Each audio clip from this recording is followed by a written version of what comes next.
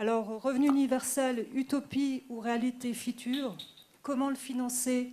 Quels impacts au niveau de la motivation du travail? Quelle créativité? Quel changement de comportement? Voilà autant de questions auxquelles Samuel Bendahan va vous proposer des réponses. Samuel Bendahan, qui est docteur en sciences économiques,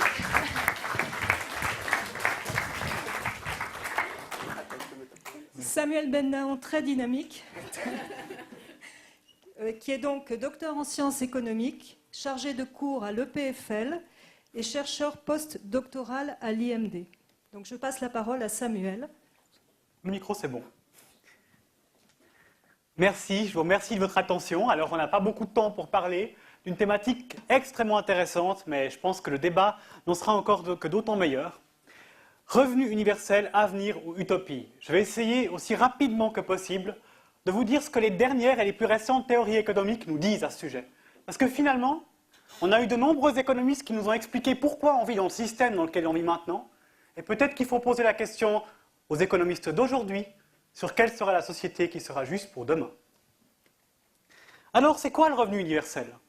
La première chose qu'on se dit, c'est un rêve. On aurait tous à avoir de l'argent gratuit qui nous tombe du ciel.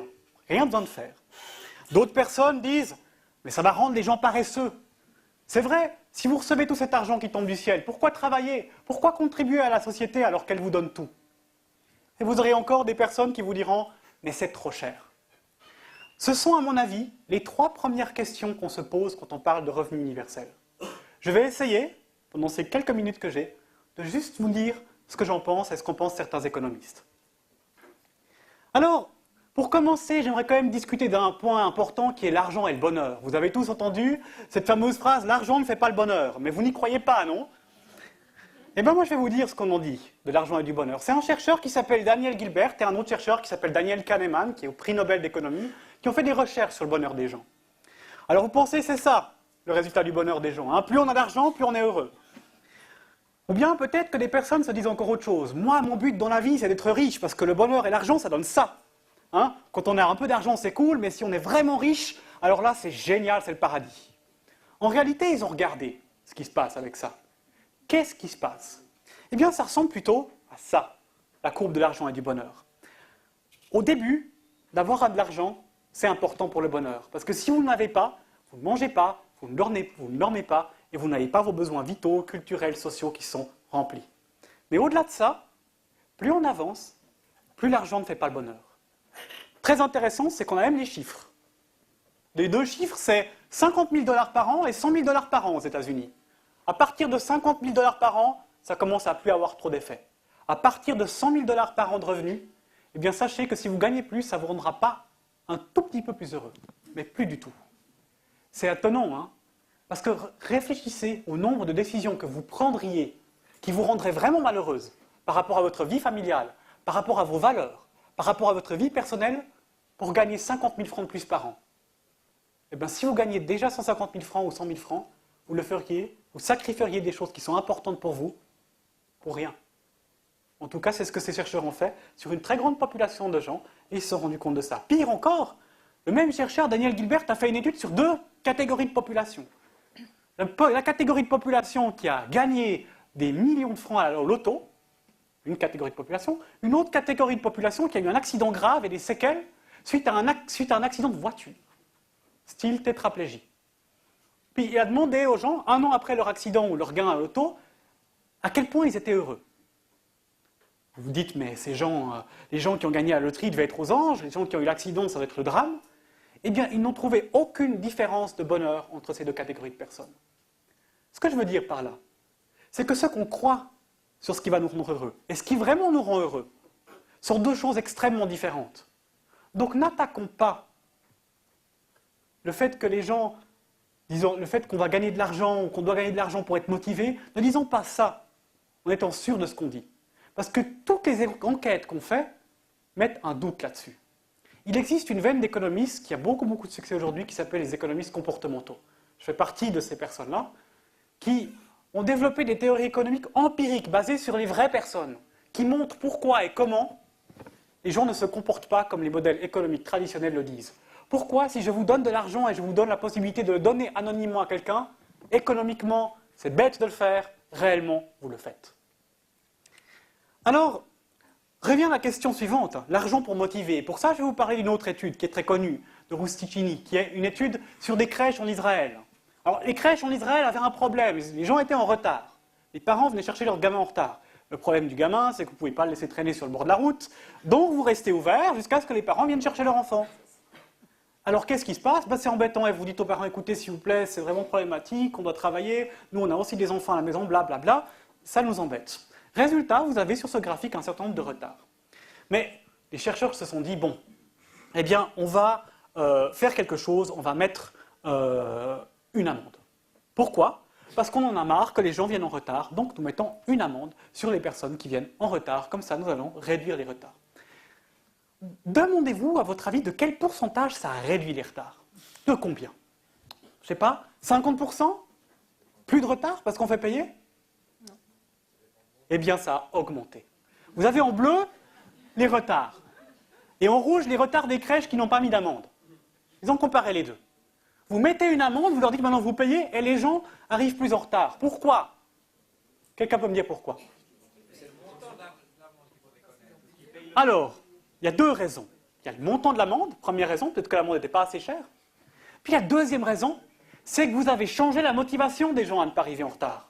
La première était une motivation morale, vous embêtez les employés. La deuxième, vous achetez quelque chose. Et quand vous passez à un comportement d'achat, vous travaillez, vous faites quelque chose pour l'argent, ça change tout. Il n'y a plus de morale derrière. Et vous êtes moins motivé. Cette recherche-là, ce qui est incroyable, c'est que quand on est passé dans un système comme ça, qu'est-ce que vous pensez qui s'est passé quand on a enlevé l'amende? On s'est dit, mon Dieu, l'amende augmente les retards, on supprime l'amende. Eh bien, il ne s'est rien passé. Parce qu'une fois que vous avez dit aux gens qu'ils peuvent payer pour arriver en retard, les gens sont rentrés dans un système monétaire dans leur manière de penser, et plus dans un système social et de valeurs. Et donc, ils continuent à arriver autant en retard. Alors que ceux qui n'avaient rien fait sont restés dans l'ancien système.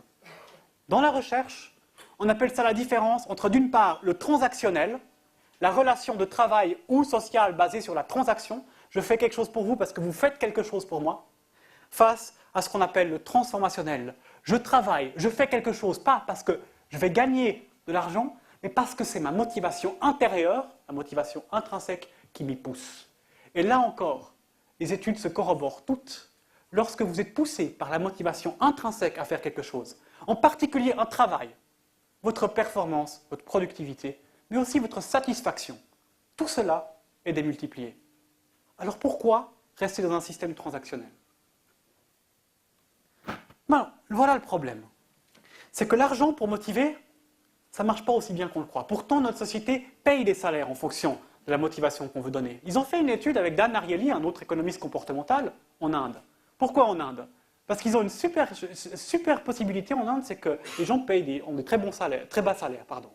Alors, ce n'est pas du tout super pour leurs conditions de travail. Mais pour faire une étude, c'est marrant. Pourquoi? Parce que vous avez, pour pas très cher, la possibilité de verser 5 mois de salaire à quelqu'un. Pas mal pour faire une étude. Vous faites participer à des gens à une tâche et vous les motivez avec de l'argent. Et à certains, vous leur donnez un peu d'argent. À d'autres, vous leur donnez une semaine de travail, d'argent. Et à une troisième catégorie de population, vous leur donnez 5 mois de salaire en prime pour une tâche qui dure 1 heure. Un immense salaire pour eux. Imaginez, vous pouvez gagner l'équivalent de 5 mois de votre salaire, si vous n'êtes pas étudiant, pour une tâche d'1 heure. Qu'est-ce que vous pensez que ça va faire la performance? Eh bien, le contraire de ce qu'on dit. Plus vous motiviez les gens avec des salaires énormes, moins ils étaient performants. Plus ils étaient stressés, moins ils étaient motivés. C'est fou, parce qu'ils avaient vraiment envie d'avoir cet argent. Et ça ne marche pas comme on le croit. Donc, de dire simplement péremptoirement le revenu universel est mauvais parce que les gens ne sont pas motivés à travailler après, eh bien, la recherche nous dit que c'est le contraire. Le problème, c'est le suivant. Si on met le revenu universel, est-ce qu'on peut se le permettre? Je ne mets que quelques exemples des revenus de transfert dont on a parlé dans le film tout à l'heure. L'AVS, l'assurance invalidité, les bourses d'études quand on peut les donner, les allocations familiales, le financement des crèches, il y en a plein. Si vous avez un système d'allocation universelle, vous allez fusionner tout ça en un seul problème. Alors une chose qui plaira à tous les gens du spectre politique, ça économise des coûts administratifs. Et finalement, c'est pas mal. Mais il n'y a pas que ça. Il y a évidemment l'autre chose. C'est que finalement, ces dépenses sociales existent déjà. et que si on les répartissait déjà en termes de revenus universels, il n'y aurait plus tellement que ça à compléter. Il y aurait certainement une partie à compléter si on voulait donner un vrai revenu universel à chacun. Et évidemment, pour les personnes qui reçoivent des prestations d'assurance maladie, par exemple, eh bien, si elles ont un cancer grave qui nécessite des centaines de milliers de francs de traitement, le revenu universel ne suffira pas. Les prestations sociales ne vont pas complètement disparaître. Mais vous avez quand même déjà une partie qui est financée aujourd'hui. Or, le financement, on l'avait vu au début, c'est bien une des questions par rapport à l'utopie. Alors la question est simple. Comment on fait, finalement, pour financer ça et pour que les gens continuent à travailler? Parce que je ne vous ai pas dit quelque chose, c'est que c'est vrai qu'il y a des gens qui arrêteraient de travailler. On est plus motivé si notre travail, on y croit. Alors ça changera une chose. Il y a des gens qui, s'ils ont un revenu universel, arrêteraient de travailler. Certainement. Mais ce n'est pas vous, ou en tout cas pas moi, parce que j'aime mon travail. C'est des gens qui n'aiment pas leur travail. Peut-être pour une fois, on se posera la question de est-ce que c'est une bonne chose que les gens qui n'aiment pas leur travail font ce travail-là? Peut-être qu'on se posera plus souvent la question dans les bancs de ces universités, de savoir est-ce qu'on doit ou non réingénierer le travail pour tout le monde, et pas seulement pour certaines personnes.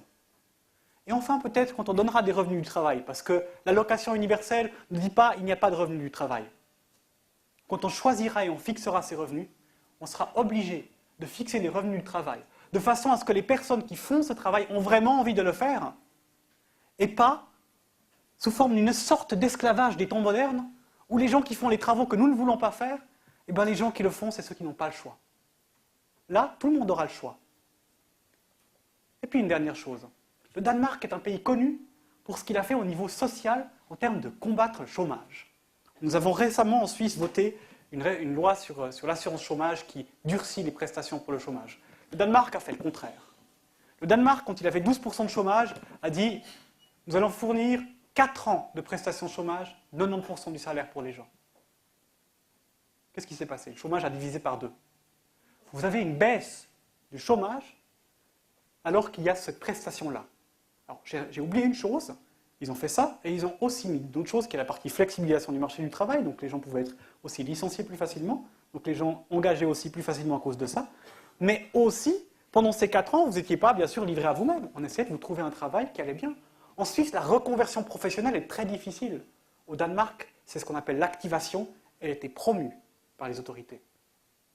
Les gens ont envie de travailler parce qu'ils ont envie d'avoir quelque chose qui leur permet de s'identifier au-delà de leur cercle social. Et il faudra, effectivement, si on développe quelque chose comme le revenu universel, qu'on développe un contrat social. Et c'est le double effet de ce revenu universel. Chacun a le droit d'avoir un revenu qui lui permet de vivre, parce que c'est ça, un droit humain. Mais en même temps, chacun pourra avoir un travail qui lui convient parce qu'il l'a choisi. Et s'il y a un travail que personne ne veut faire, eh bien vraiment, on le paiera cher. Parce que les gens qui n'ont pas le choix, eh bien, ils auront le choix. Merci.